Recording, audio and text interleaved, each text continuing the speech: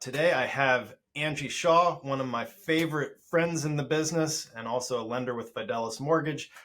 She's here to talk about how to get somebody up and running with a mortgage if they're self-employed. So could you just share with us a little about what people need to know if they're self-employed looking to buy a house? Sure. Thanks, Paul. So the biggest misnomer is that there's only one way that we can get people pre-approved if you're self-employed, and that's by providing 2 years tax returns, K1 if you have a K1, depending on how your business is registered.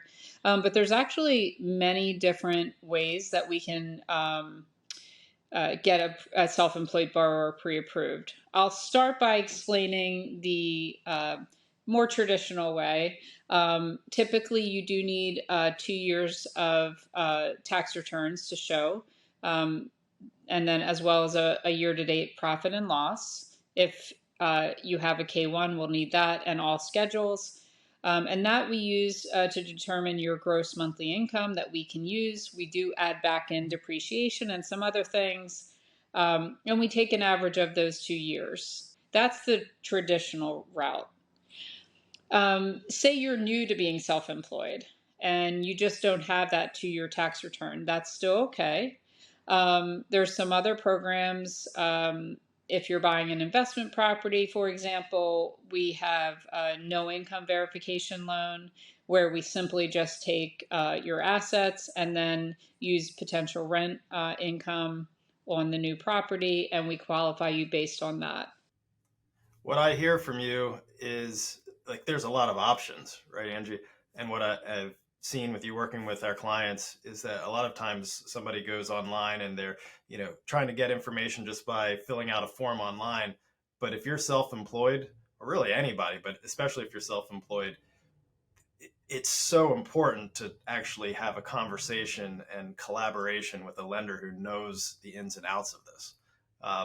Can you just give me a quick example of somebody recently that you worked with that maybe didn't think that they were going to be able to get a loan and you were able to help out? We recently had a client that had a lot of depreciation. They had one very large business expense, which took their income down to a much lower level. But because that was a one off situation where that was not going to be a continual expense, it was for a specific item that was needed for their business, we were able to calculate that back in and get them qualified. But I agree with you, Paul. I think the very, very first step is to reach out to someone, a local lender who you can talk to over the phone, who can kind of talk through that application process with you. And that is really the point where we discover and uncover different things about your situation that will help us get you to a pre-approval status. A lot of things help with the pre-approval and maybe pushing the debt to income limits a little higher because you do have write-offs.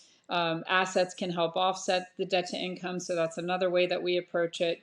So your very first step would be to reach out to a local lender that you can sit down with or talk through.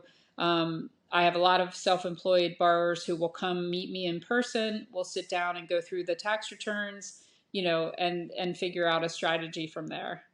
Awesome.